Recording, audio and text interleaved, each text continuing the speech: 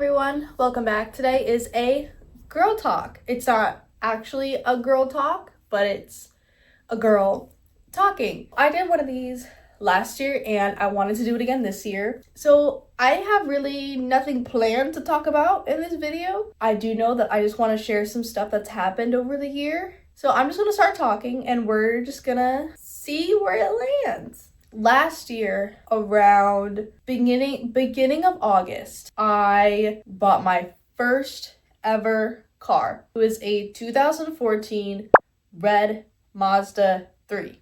I loved it so much. It was an amazing car. I absolutely loved it. And then not even a month after me having it, someone totaled it. Not my fault. So pretty much what happened was there are these two lanes, either 2 or 3 lanes here. I cannot remember low-key, but I was in the furthest left lane because I needed to go into the turning left lane. And then over here, there's a shopping center and there's that little like entrance and exit that cars can go through. So apparently all of these cars in front of me had made a pathway so a car exiting out of the shopping center could go all the way through to the lane I was currently getting into. I did not see this lane or this like trail that cars had made. I did not see that at all. No idea that was there. So I'm turning and I see the car before I'm making the lane, but it has not moved. It has not moved. So I get into the lane. And what's right there? The car! Here's the damage of the car. It got towed, put somewhere that my insurance is able to say okay to. Everything's fine. No one really lost any money. I get a call from this guy who's like supposed to be working on the car saying that he will have it done by the end of September. And mind you, it is already like end of August, around September. And for the next like 2 to 3 weeks, I get to drive a 2023 Honda Kona. No, Hyundai Kona, sorry. I loved this car. I felt like I was driving a spaceship. I have never driven, is that a word? I honestly don't know. I have never driven anything so high-tech to me. It might not even been a high-tech car, but I don't go into high-tech cars. So I don't know. I've never even been in a Tesla, so I don't even know. I felt like I was driving a spaceship. 5 days before the end of September to where they gave me the date that I could pick up my car, I got another call from this guy saying, there's a lot of things more wrong with your car than we initially realized. Because apparently this guy didn't even look at the car. When he first called me to give me the estimate of how long it would take to fix the car, he didn't even look at the car. He looked at pictures of the car. So nothing had been like taken apart. He hadn't like gone through anything himself. He just looked at pictures. I bought the car for a little less than $8,000. Tell me why it's now $6,000, like almost $1,000 away from what I had paid for the car to get it fixed. And that's technically not total. My thinking was like, yes, I can just say, okay, work on the car, fix it. My insurance has it, whatever, like fix on the car. But we did not know that that $6,000 was like, would be the max wrong with the car. Like who was to say that they would actually start repairing the car and then they see more things and more things and more things. And then it's like $10,000 to repair this dang car. And we're like, well, we're not going to take that risk because we don't have that kind of money. And that's ridiculous. So we just ended up saying, fine, give us the money. The car's gone. So back then, when I had the car, I worked at Hooters. Very low point in my life of summer of 2025. I loved the girls that were there. That environment is just not made for me. That community is just not made for me. So, but it gave me the money to be able to pay for the things I needed. And I was able to get a car. And then I found this job that actually could take me away from Hooters. So I took it. It was literally half the money that I was making at Hooters, but I needed out. So I took the job and I have now been saving up for a little bit, and hopefully by June/July, I will be getting another car almost exactly a year later. But who cares? Who really cares? Now, speaking of Hooters, let's get into this job market stuff that's happening. Why I sent out from February of 2025 till like June of 2025, I sent out over 100 applications for jobs. I have sent in emails, I've called, I've gone in, I've sent in my resume, I've altered my resume to make sure that it fit for the proper job that I was listing for. I've listed for childcare, I've listed for fast food, for retail, for like customer service, literally everything under the book I've applied for. Why have I heard literally nothing back? But guess who did reply? After I hit rock bottom, Hooters. I was grateful that someone replied, but I just wish it wasn't Hooters. I worked there practically like all summer of 2025. And then I got that job offer at like to be a coach for gymnastics. And I love the job that I'm at now. Like I said, the pay was like cut in half. So it kind of sucked. But I felt like I wasn't dying every single day. And it was amazing. And then in like February or January, I got a raise.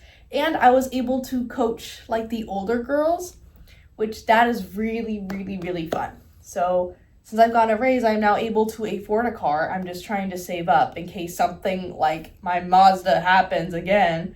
I want to do a whole video on my testimony and like my experiences with church and Christianity. I want to do a whole thing about that.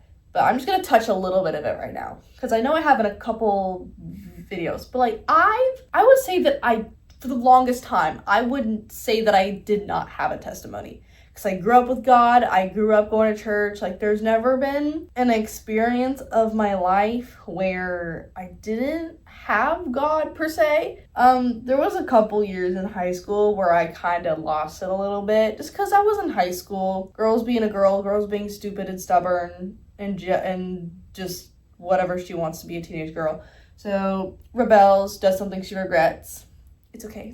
Because I came back, it's fine. But I will say that one of my number one, I have two really grand like testimony stories. It's about me and my boyfriend, which I'm not going to get into this video, but my car. And you could say, well, Lauren, how is your Mazda being totaled after less than a month of you having it? Your testimony. Let me tell you, because I'm so happy you asked. So, like I said, I got in this car when I was working at Hooters, and I had the money then, but because I don't have a credit card, meaning I don't have a credit score, meaning it's hard for me to apply for loans, and my grandpa loaned me the money to be able to get a car, and because his grandpa loaned him money to get a car, so he wanted to do that for me. So he loaned me the money. I was paying him back. That's why the word loan is being said. He loaned me the money. I was only able to give him one monthly payment. He got the majority of his money back, so it's okay. Like, I had that for less than a month, and I got in my car accident a week or two before I left Hooters, and I had gone to this gymnastics place to coach. I was so worried about like being able to make a car payment, because I was still planning on getting another car right after I didn't have the Kona. So I was really stressed about like being able to afford a car. The thing is, God took away my car payment because I legit in like 2 to 3 weeks after that would not be able to afford it. So I have other means of transportation, so I am fine on that. No one in the other car accident was hurt. No, I wasn't hurt. I don't think anyone had to like spend money outside of their insurance on this accident, I'm pretty sure. Nothing extremely bad was done. So he literally took my car payment away because he knew that I was gonna start coming back to my senses and to like following him and like doing things that are good for my body and for my mental health. And what I say would be so funny is if by the time I save up enough money and I feel that God says, okay, you can start looking for cars again, he gives me a Mazda.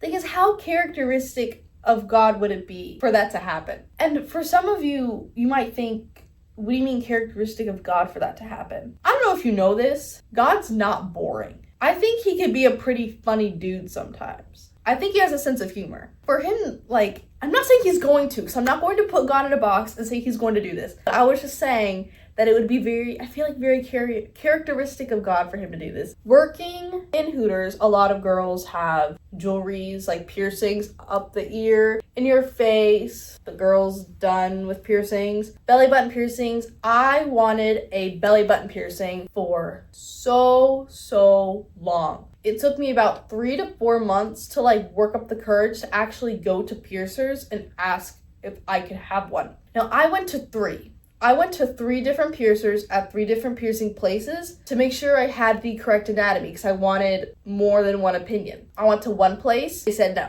I went to another place, they said I do. I go to a third place, they say no. I go to 3 piercers, 2 say no, 1 say yes. I'm gonna go with the majority. The guy who I spoke to, the last one, who said he couldn't do it, offered me a dermal instead. I was like, a dermal? What is that? And he explained it to me. For those of you who don't know, a dermal is a surface piercing. You can get it done pretty much anywhere. The more common places is up in here, sometimes the forehead, along the collarbone, and the chest.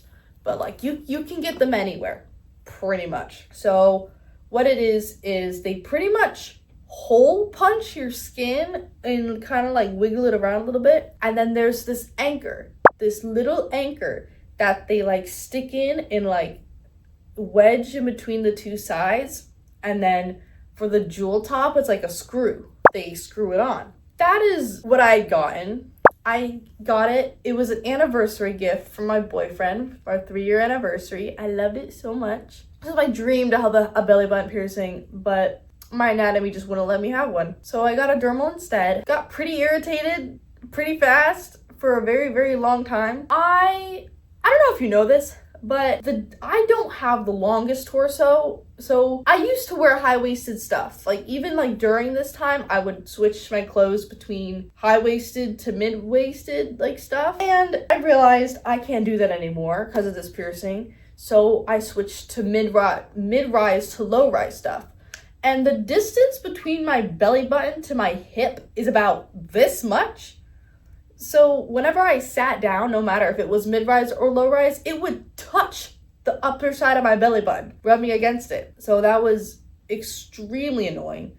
And my boyfriend is also extremely annoying, and he loves to grab my stomach and tickle me until I legit cannot breathe, and I'm slapping him in the face to make him stop, and it just gets snagged so much. And then with work, I have kids constantly jumping on me, like giving me hugs and tugging at the piercing, and also like working out, doing gymnastics I can't really do. So like it was like 10 p.m. when I was getting this piercing done, but it was not like clicking through my head what I would be giving up. I just convinced myself like as soon as those 6 months are done, because like minimum six months to heal. Like as soon as those 6 months are done, it's gonna be warm and I could wear cute gems and like blah blah blah. It's gonna be fine. It was 6 months, and I feel like it did like reach a healing point, but just because it kept getting snagged, it never healed all the way. The freaking, oh my gosh, I ordered these tops off of Amazon. They're gorgeous tops, but they were a lot bigger and like bulkier and heavier than I thought they were. And I brought them in, like the biggest one, and I said, I want this one, please. I feel like I should have done my research as to how big your first dermal top change gem should be. This was way too big. It was literally pulling on my belly button. Like, not my belly button, like on the dermal jewel. Like it was, like the anchor, it was like pulling on it. And I could like see the anchor, not the anchor, but like the screw part. I could see it. And it was just driving me crazy. But I'm at the piercer, and he does not tell me that this is too big. He does not tell me that it's heavy and it's going to weigh it down, so I'm going to see the bar. Like, he didn't tell me any of that. So I'm laying down. Oh, 9 out of 10 on the pain scale, meaning absolute death for getting this done. Don't ever get a dermal on your belly. No. When he went to go change it, again, like 8 out of 10 pain. Why was it so painful? This was probably the most painful thing I've ever experienced in my life. And I've broken 2 bones on my arm and on my hand. And this was the most painful thing I've ever gone through. And like, he's like twisting and twisting at it. I'm like, why the heck? Like, why does it hurt? And then he changes it. And then I have it on for barely a day and I start crying because I hate it. I went back to the same piercer place, but I go to a different piercer because I just wanted a different piercer. The woman who helped me, she was so sweet. I loved her so much, but she said that she didn't feel comfortable taking out my dermal because she just doesn't have much experience. And she specifically never taken one out on a belly, so she just didn't feel comfortable and didn't want me to put me through pain. I'm like, honestly, that's fine, whatever. And my boyfriend was with me. Like, he was able to go back in the room with me for getting my dermal done and for getting the top changed. So he was with me for this encounter as well. Then I was like, oh, do you mind if we go check like a different piercer, like a different place? He goes, yeah, sure. Remember when I said that I went to 3 places to get my anatomy checked for like an actual belly button piercing? The second one, the one who said yes, that he did feel okay doing it, I went back to him because I liked his vibe. I liked the vibe of the place. I made the appointment, blah, blah, blah. Everything was fine, paid for it, blah, blah, blah. And he comes out, he's like, all right, give me like 5 minutes. I'm going to go set up the station. And Teddy asked, he said, is it okay if I go back with her? And he goes, no, unfortunately not. Like, we can't have that happen. I'm like, at this point, I'm like actually crying. Not like breakdown crying, but like there are like tears running down my face. So we go back and I lay down and just to distract myself, I'm just saying things and I'm just talking like, so how painful is this? Like, is this quick? Is this like thing? He's like, I'm honestly not going to give you a definite, like, it's quick. And I'm also not going to give you definite, it's going to take a long time because it literally all depends on the piercing, the top, the body, how, I don't know, if it's infected, if it's projecting, if it's deep, not, like, it literally depends on so many things. So he wasn't able to give me an exact time frame. I'm like, amazing. He's like getting things put up together. I'm like, so why aren't like people allowed back here? And he's just like, oh, because like there have been times where the guests who are with the person getting the piercing have like legit passed out and like knocked their head, cracked it open, gotten concussions because they fainted because of the person getting the piercing. I'm like, oh, that's a little fair. I get it. So like he has me lay down and he's like, okay, we're gonna take the top off. And I was super nervous, as you could tell by my last dermal top change reaction. And he twisted it and it came off and there was like no pain at all. I'm pretty sure the guy who changed my dermal top the first time didn't even like stabilize the anchor or nothing, because he just kept twisting until something happened. So, but this second guy, he like no pain. Wasn't painful, loved him so much, it was amazing. And then he said, all right, I have this little scalpel, and if you don't know how to remove a dermal, this is like one of the ways to do it, is that you cut the skin open a little bit with the scalpel, and you kind of just like wiggle and maneuver until the anchor comes out. So I'm laying down, I say ow maybe like 3 times, and then he says it's out. And I look down and it's gone. That was legit the least painful thing of it. That was least painful than getting my ears pierced. I'm like, what? That's it? That was so not painful. I was laying down, I kid you not, less than 3 minutes. Like from start to finish, I was laying down for less than 3 minutes.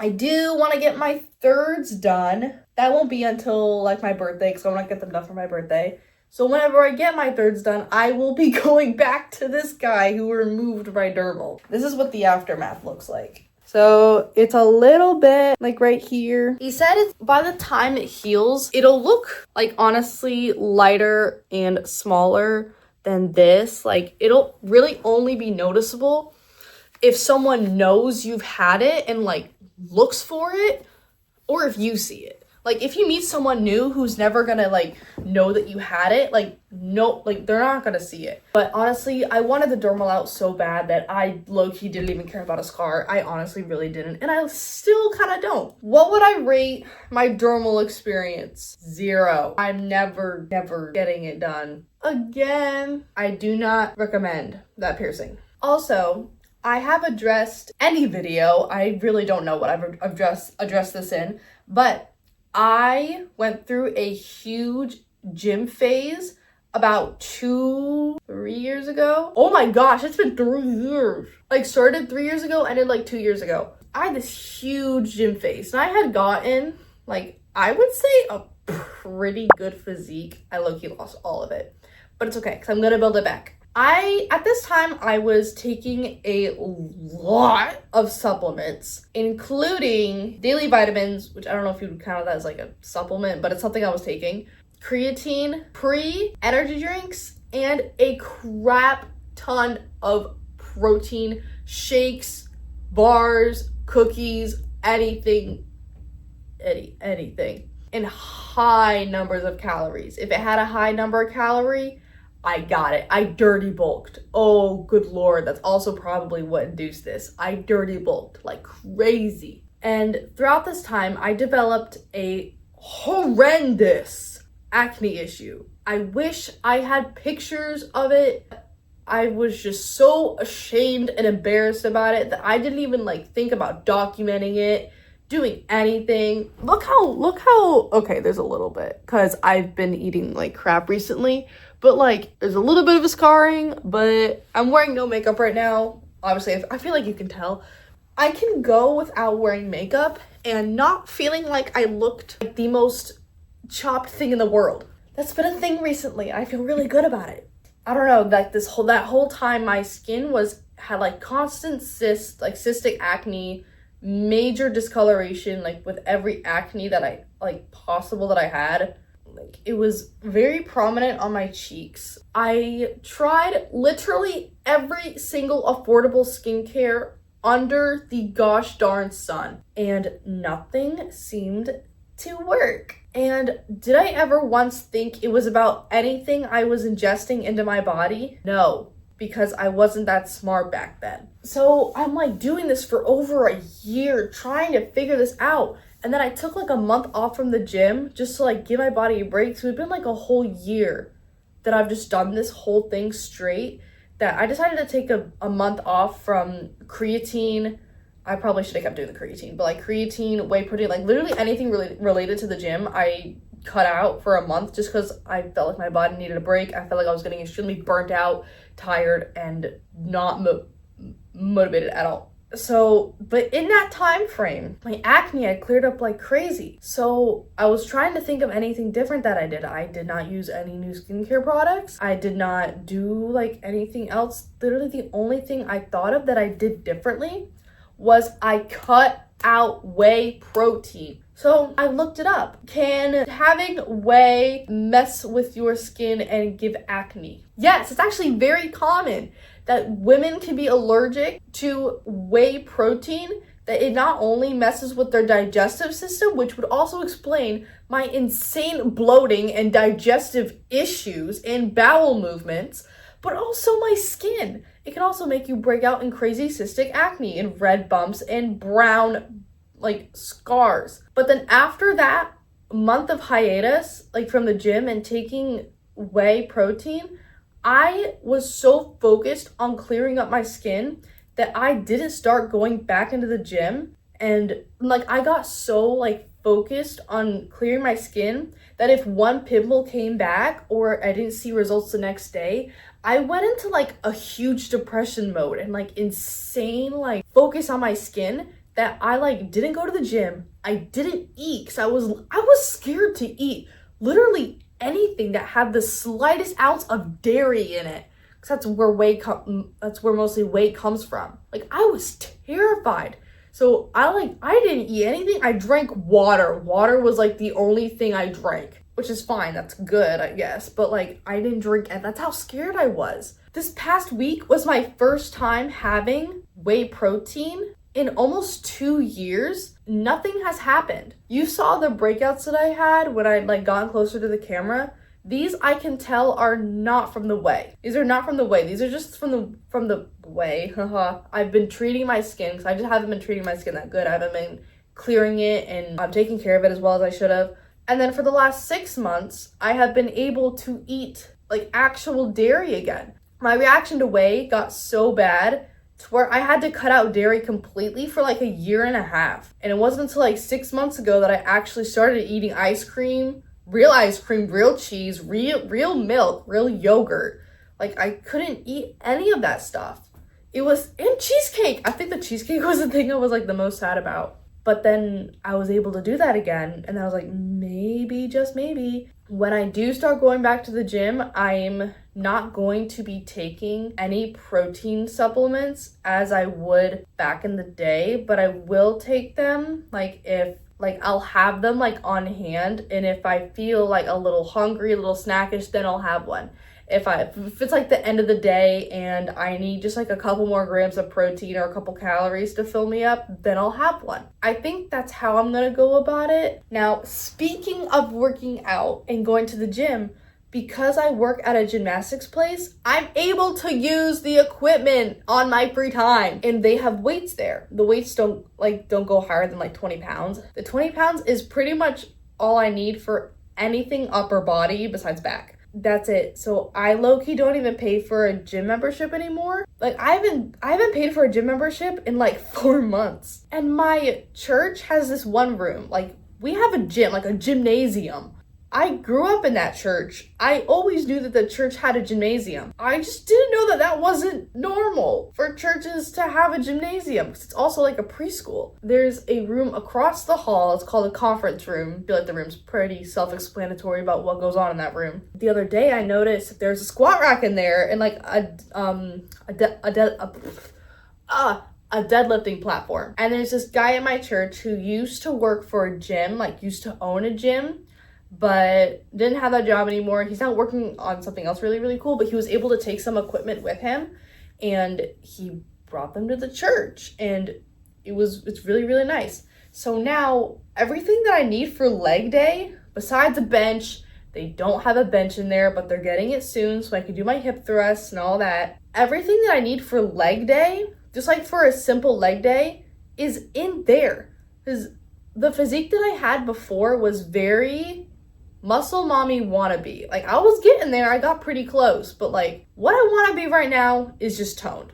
And I know toned does not mean lifting the 5-pound dumbbells on literally everything and being so delicate and not doing progressive overload. I know that. I do not want to go as hard at the gym as I used to. One, I don't feel like paying for a gym membership and there's a lot more equipment there. Also, I just want to go to the gym to get stronger, remain healthy, and just like shape my body a little bit better. Like I love the shape that my body has. I just want to enhance it a little bit more. So there's not much I feel like I can really do like hamstring wise. It's okay. I can figure it out. I think I'll be fine. So I don't even have to pay for a gym membership anymore, because I can go up to my gymnastics for actual gymnastics like stuff, like tricks to keep my mobility good, and to use the weights there. And there's like ropes that you can climb and bars for pull-ups, chin-ups, whatever. So I can use all of that for like upper body, which is what I want to do. I want to get like genuinely stronger to where I can do pull-ups and to where I can like climb a rope and not feel like I'm dying. Then on the days I need to do legs, I could literally just go to the church, be there for like an hour, and then leave. Like obviously I talked to the guy who owns the equipment and he said like, no, yeah, sure, you can use it. I don't really care. But yeah, that's all for my girl talk. I hope you guys enjoyed that. And I'm thinking of creating an intro for my YouTube videos just because I feel like it'd be cute. It'd be something nice and short and sweet. So I don't know. I just feel like it'd be something really cute I'd like to do. But thank you for watching. Bye.